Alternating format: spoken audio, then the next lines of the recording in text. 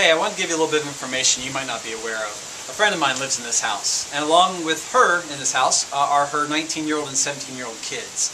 Now, as we know, 19 years old, 17 years old, they're not of legal drinking age in Ohio. Ohio law says folks need to be 21 before they're consuming alcohol.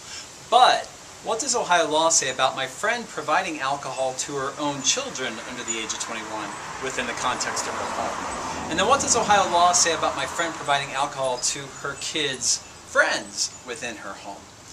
We're going to talk about that. We're also going to talk about the health perspective too, because beyond the legal piece is important, but beyond that there are a lot of health reasons we want to talk about whether or not we should allow our kids to drink in our home. Here's what Ohio law says about all of this.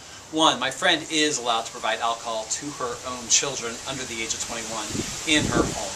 She is not allowed to provide alcohol to her kids' friends under the age of 21 within her own home, even if those kids' parents give the okay for it.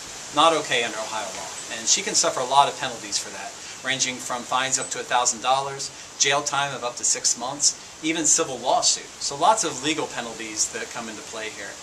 You may be thinking though, yeah, sure, we know that can happen, and there's always a legal risk, but how often does that really happen? And you're kind of right, it doesn't happen all the time, and there are a lot of circumstances where folks kind of get away with it. But again, there are broader reasons besides the legal piece as to why we don't want to provide alcohol to kids in our home, even our own kids under the age of 21. Now, some of this information is new information, and I want to really kind of put a little emphasis on that, because as we know, there's a lot of information that we've gotten in recent years that we didn't have, a lot of us, when we were growing up, that influenced our parents' choices about how they treated us. For example, many of us when we were growing up, we had no idea, and our parents had no idea, of the impact of the sun on our skin and the risk of cancer, for example. We also didn't know, a lot of us growing up, about how important it was to wear seatbelts. Our parents may not have had that knowledge and therefore didn't enforce that or push that on us. We have information now that empowers us as adults to make better decisions with our kids and other kids that we care about.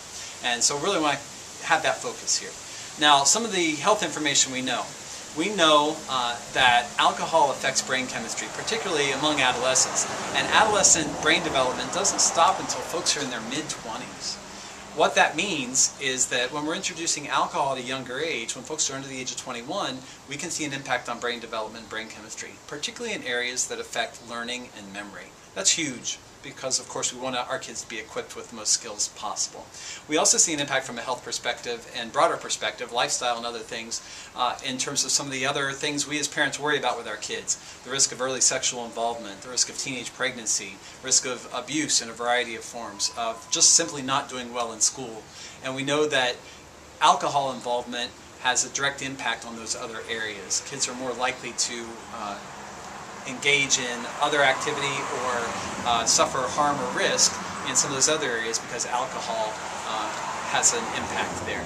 The last piece is that we know that the younger someone is when they begin drinking, the more likely they're going to develop alcoholism at some point in their lives. Just to give you kind of a broad perspective on this. Folks who begin drinking before they're 15 years old have a 40% greater likelihood of developing alcoholism at some point in their lives than folks who wait until they're 21. That's huge. We want to delay our kids' first drink for as long as possible. Okay? Do me a favor, share this information with other people you care about, because this is broader than a legal issue. This is about making good choices for our kids and helping them make good choices. And the more parents out there who have this information and the other adults who are having an impact on kids, the better off our kids are going to be.